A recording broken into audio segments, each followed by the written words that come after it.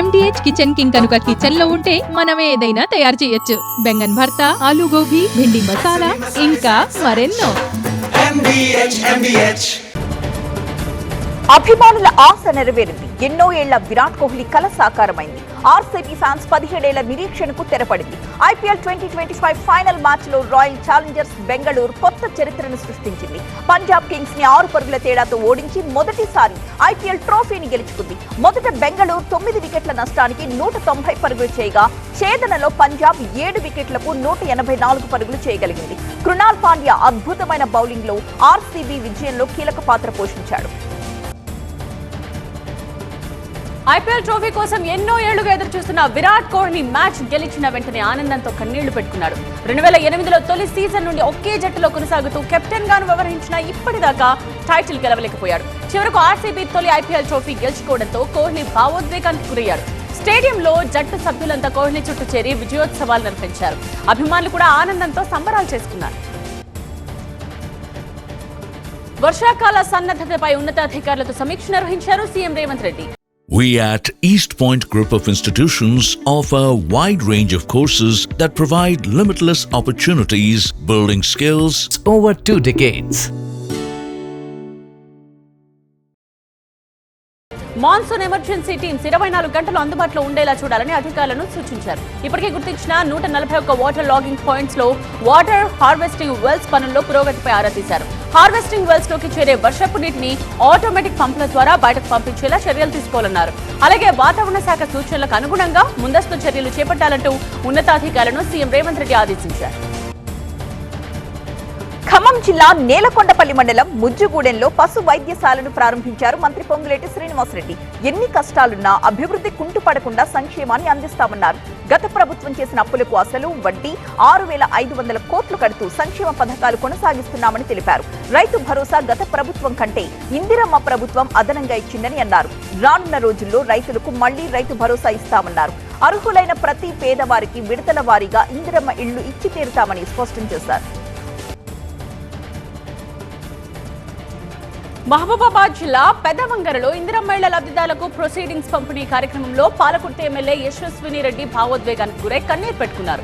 లబ్ధిదారులకు మంజూరు పత్రాలను ఇస్తూ భావోద్వేగానికి గురైన యశస్విని రెడ్డిని ఇందిరమ్మ ఇళ్ల లబ్ధిదారులు ఓదార్చారు. తన చేతుల మీదుగా పేదలకు ఇళ్లు రాబోతున్నాయని ఎమ్మెల్యే యశస్విని రెడ్డి భావోద్వేగానికి గురయ్యారు. బనకచర్ల ప్రాజెక్టు వ్యతిరేకిస్తున్నామన్నారు మంత్రి ఉత్తమ్ కుమార్ రెడ్డి. బనకచర్లను అడ్డుకోవడానికి అన్ని ప్రయత్నాలు చేశామని అన్నారు ఆయన.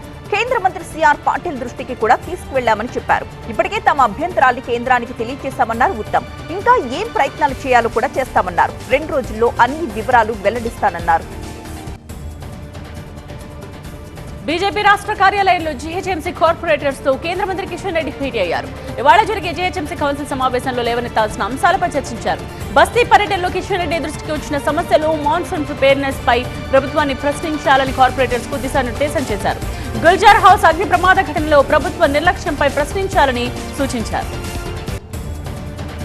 ఇవాళ ఏపీ కేబినెట్ భేటీ జరగనుంది. అమరావతి అభివృద్ధిపై సిఆర్డీఏ తీసుకున్న నిర్ణయాలకు మంత్రి మండలి ఆమోద ముద్ర వేయనుంది. వివిధ సంస్థలకు భూ కేటాయింపులకు సంబంధించి ఆమోదం తెలపబోతోంది. ఇక తల్లికి వందనంపై కేబినెట్ లో చర్చించే అవకాశం ఉంది. అదేవిధంగా కూటమి సర్కార్ ఏడాది పాలనపై కూడా ప్రత్యేక చర్చ జరగబోతోంది. ఈ నెల 21న వైజాగ్ లో జరిగే అంతర్జాతీయ యోగా డే పై చర్చించబోతున్నారు. పోర్ట్లు, ఫిషింగ్ హార్బర్స్ ను రాష్ట్ర సంపదగా తీర్చిదిద్దాలన్నారు సీఎం చంద్రబాబు. పోర్ట్లు, ఎయిర్పోర్ట్లు, ఫిషింగ్ హార్బర్స్ పై సీఎం సమీక్ష నిర్వహించారు. వచ్చే ఏడాదికి 4 పోర్ట్లు, 4 హార్బర్స్ సిద్ధం చేయాలని అధికారులకు దిశానిర్దేశం చేశారు. త్వరలో ఏపీ లాజిస్టిక్స్ కార్పొరేషన్ ఏర్పాటు చేయనున్నట్టుగా చెప్పారు. తొలి దశలో అమరావతి, కుప్పం, దగదర్తి, శ్రీకాకుళం ఎయిర్పోర్ట్ల నిర్మాణం పూర్తి చేయాలని సూచించారు. పీపీపీ విధానంలో రాష్ట్ర రహదారుల విస్తరణ చేపట్టనున్నట్టుగా వివరించారు. హైవేస్ తో అన్ని రాష్ట్ర రహదారులను అనుసంధానం చేయాలని సీఎం ఆదేశించారు. వెన్నుపోటు దినం పేరుతో వైసీపీ ధర్నాకు దిగుతోంది. కూటమి ప్రభుత్వం ఏర్పడి ఇవాళ్టికి ఏడాది పూర్తి కావడంతో వినూత్న రీతిలో నిరసన చేపడుతోంది. కూటమి పాలనలో రాష్ట్రంలో వ్యవస్థలన్నీ నిర్వీర్యమైపోయాయని, లా అండ్ ఆర్డర్ అదుపు తప్పిపోయిందని, ఇలాంటి ప్రభుత్వం కొనసాగడం ఎంతమాత్రం మంచిది కాదు అన్నారు జగన్.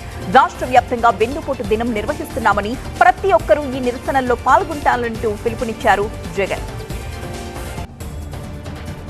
మాజీ సీఎం జగన్ పహల్గాం తీవ్రవాదుల కన్నా ప్రమాదకరమైన వ్యక్తిని MLA, PSC chairman Koona Ravikumar అన్నారు. జగన్ డబ్బు కోసం, అధికారం కోసం ఎన్ని హత్యలు, అఘాయిత్యాలైనా చేసే వ్యక్తిని తెలిపారు. వైసీపీ శ్రేణులు జరుపుకోవాల్సింది వెన్నుపోటు దినం కాదు, ప్రథమ వర్ధంతి అన్నారు. 2024 ఎన్నికల్లో ప్రజలు బ్యాలెట్ రూపంలో జగన్ ప్రభుత్వానికి సమాధి కట్టి పిండం పెట్టేశారని చెప్పారు. ఏపీలో కూటమి ప్రభుత్వం అభివృద్ధి సంక్షేమంలో అగ్రభాగాన నిలిచిందన్నారు కాకినాడ జిల్లా టీడీపీ అధ్యక్షులు జ్యోతుల నవీన్ కుమార్. వైసీపీ విపక్ష పాత్రను సరిగా పోషించలేక రాష్ట్ర ప్రజల నుంచి చీత్కారానికి గురైంది అన్నారు. ఈ ఏడాదిలో 3,000 రూపాయలున్న పెన్షన్ 4,000కు పెంచామని చెప్పారు. అలాగే రోడ్ల గుంతలు మూసి ప్రజా రవాణాను మెరుగుపరిచామని అన్నారు.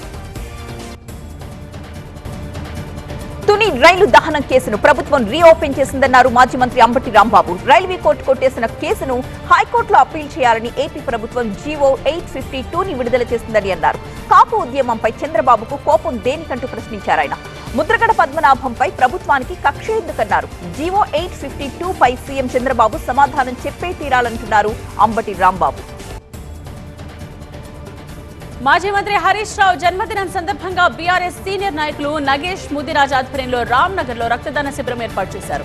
నిత్యం ప్రజల్లో ఉండే నేత హరీష్ రావు ఆయురారోగ్యాలతో సుఖశాంతులతో ఉండాలని ఆకాంక్షించారు. నేటి తరం రాజకీయాలతో క్రమశిక్షణ, ప్రజాసేవ పట్ల అంకిత భావం కలిగిన నేత హరీష్ రావు అని కొనియాడారు. రాజకీయాల్లో పెద్దన్న పాత్ర పోషిస్తోన్న ఆయనకు మరిన్ని పదవులు అధిరోహించాలని ఆకాంక్షించారు. కూకట్పల్లి జేఎన్టీయూ యూనివర్సిటీ 13వ స్నాతకోత్సవానికి రాష్ట్ర governor, university chancellor Jishnu Dev Varma హాజరయ్యారు. ఈ సందర్భంగా ఏఐసిటిఈ చైర్మన్ టీజీ సీతారాంకు గౌరవ డాక్టరేట్ ని ప్రదానం చేశారు. మీ ముందున్న సవాళ్లను అవకాశాలుగా మార్చుకోవాలని విద్యార్థులకు పిలుపునిచ్చారు గవర్నర్. భారతీయ విద్యార్థులు ప్రపంచ మార్పు నిర్ణేతలుగా మారబోతున్నారన్నారు వీసీ కిషన్ కుమార్ రెడ్డి. వివిధ విభాగాల్లో ప్రతిభ కనబరిచిన వారికి బంగారు పతకాలను అందజేశారు governor. Rowdy sheeter Boragadda Anil Kumar remand Guntur జిల్లా కోర్టు పొడిగించింది. ఈ నెల 10 వరకు అనిల్ రిమాండ్ పొడిగిస్తూ కోర్టు ఉత్తర్వులు ఇచ్చింది. బెదిరింపు కేసులో అనిల్ రాజమండ్రి జైల్లో రిమాండ్ ఖైదీగా ఉన్నారు. రాజమండ్రి సెంట్రల్ జైలు నుండి తీసుకొచ్చి గుంటూరు కోర్టులో హాజరుపరిచారు పోలీసులు. ధర్మాసనం రిమాండ్ పొడిగించడంతో బోరగడ్డను తిరిగి రాజమండ్రి సెంట్రల్ జైలుకు తరలించారు. హైదరాబాద్ లో నాలాలను కబ్జా చేసిన వారిపై చర్యలు తీసుకోవడానికి హైడ్రా సిద్ధమైంది. క్షేత్రస్థాయిలో పరిశీలించిన హైడ్రా ఫోర్స్ ఇప్పటి వరకు 191 నాలాలను కబ్జా చేసిన నిర్మాణాల్ని లిస్ట్ అవుట్ చేసింది. హైదరాబాద్ సిటీ సెంటర్ లో వరద నీరు స్తంభించి ట్రాఫిక్ సమస్య తీవ్ర రూపం దాల్చకుండా ఉండాలంటే నాలాల కబ్జాలపై బుల్డోజర్ యాక్షన్ తప్పదు అంటున్నారు హైడ్రా కమిషనర్ ఏవి రంగనాథ్. ఎన్టీఆర్ జిల్లా చంద్రలపాడు మండలం గుడిమెట్లలో వజ్రాల వేట మొదలైంది. రాష్ట్రంలోని అనేక జిల్లాల నుంచి జనాలు వజ్రాల వేటకు ఇక్కడికి వస్తున్నారు. భోజనాలు తెచ్చుకుని మరీ ప్రజలు వజ్రాల కోసం వెతుకుతున్నారు. మెదక్ జిల్లా శివంపేట కొంతాన్పల్లి రోడ్డు కబ్జా చేసి ఏర్పాటు చేసిన వెంచర్ ను అధికారులు తొలగించారు. 4 ఎకరాల ప్రభుత్వ భూమి కబ్జా చేసినట్టు నిర్ధారించారు. సర్వే చేయడానికి వెళ్లిన తహసీల్దార్ బృందాన్ని వెంచర్ సిబ్బంది అడ్డుకున్నారు. అక్రమాలను ఆపుతారా అని ప్రశ్నించారు. నకిలీ డిగ్రీ సర్టిఫికెట్స్ తయారు చేసే విద్యార్థుల్ని విదేశాలకు పంపిస్తున్న 2ని శంషాబాద్ ఎయిర్పోర్ట్ పోలీసులు అదుపులోకి తీసుకున్నారు. వారి నుంచి నకిలీ డిగ్రీ సర్టిఫికెట్స్ ని, నకిలీ యూనివర్సిటీ స్టాంపులు, 10 లక్షల రూపాయల నగదు స్వాధీనం చేసుకున్నారు. ఇవాళ కేంద్ర మంత్రిమండలి సమావేశం జరగనుంది. ఆపరేషన్ సింధూర్ పై వివరాలను పూర్తి మంత్రివర్గంతో పంచుకోనున్నారు ప్రధాని మోదీ. ఉగ్రవాదంపై పోరుకు కొత్త విధానానికి సంకేతమని వెల్లడించనుంది ప్రభుత్వం. ఉగ్రవాదానికి వ్యతిరేకంగా ప్రపంచ దేశాల మద్దతు కూడగట్టేందుకు ఇప్పటికే వివిధ దేశాలకు అఖిలపక్ష బృందాలను పంపారు మోదీ. తమ పాలనలో సాధించిన విజయాలను ప్రజల్లోకి ఎలా తీసుకువెళ్లాలనే అంశంపై ప్రధాని మోదీ దిశానిర్దేశం చేయనున్నారు. బీహార్ ఎన్నికల షెడ్యూల్ పై చర్చించే అవకాశం ఉంది. చీనాబ్ నదిపై నిర్మించిన ప్రపంచంలోని అతిపెద్ద రైల్వే బ్రిడ్జ్ ని ప్రారంభించడానికి ప్రధాని మోదీ జమ్మూ కాశ్మీర్ కి వెళ్లబోతున్నారు. శ్రీనగర్, కాట్రా మధ్య నడిచే 2 వందే భారత్ ట్రైన్లకు ప్రధాని పచ్చ జెండా ఊపబోతున్నారు. యుద్ధంలో నష్టాలు కాదు, ఫలితాలు మనం ఎలా వ్యవహరించామన్నది ముఖ్యమని chief of defence staff Anil Chauhan అన్నారు. టెస్ట్ క్రికెట్ లో ఇన్నింగ్స్ తేడాతో విజయం సాధించినప్పుడు ఎన్ని వికెట్స్ అనే ప్రశ్న తలెత్తదని గెలుపును క్రికెట్ తో పోల్చి చెప్పారు. పార్లమెంట్ ప్రత్యేక సమావేశాన్ని ఏర్పాటు చేయాలని డిమాండ్ చేస్తూ ఇండియా కూటమికి చెందిన 16 పార్టీలు ప్రధాని మోదీకి లేఖ రాశాయి. ఆప్ ఈ సమావేశానికి హాజరు కాలేదు, కానీ ప్రధానికి ప్రత్యేకంగా ఒక లేఖ రాస్తామని మాత్రం తెలియజేస్తుంది. శరద్ పవార్ నేతృత్వంలోని ఎన్సీపీ ఈ భేటీకి దూరంగా ఉంది. ఆపరేషన్ సింధూర్ ను బీజేపీ జోక్గా మార్చిందని పంజాబ్ ముఖ్యమంత్రి భగవంత్ సింగ్ మాన్ వివాదాస్పద వ్యాఖ్యలు చేశారు. ఇదొక దేశం, ఒక భర్త పథకమా అంటూ విమర్శించారు. సింధూర్ పేరుతో బీజేపీ ఓట్లు అడుగుతోందని మాన్ సింగ్ ఆరోపించారు. మధ్యప్రదేశ్ కాంగ్రెస్ లో వర్గ పోరుపై రాహుల్ గాంధీ తీవ్ర ఆగ్రహం వ్యక్తం చేశారు. పార్టీలో ఉన్న స్లీపర్ సెల్స్ ని గుర్తించడానికి నిఘా పెట్టామని ప్రకటించారు. ఆయన భోపాల్లో కాంగ్రెస్ కార్యకర్తల సమావేశంలో పాల్గొన్నారు. రాహుల్ 10 మంది పెద్ద తలకాయలున్న ఈ రాష్ట్రంలో అధికారం ఎందుకు దక్కట్లేదని ప్రశ్నించారు. బ్రహ్మపుత్ర ప్రవాహాన్ని చైనా ఆపుతోందని జరుగుతున్న ప్రచారాన్ని అసోం సీఎం హిమంత బిశ్వ శర్మ కొట్టిపారేశారు. ఇదంతా చైనా చేస్తున్న తప్పుడు ప్రచారం అన్నారు. బ్రహ్మపుత్రను ఆపడం అసాధ్యమని స్పష్టం చేశారు.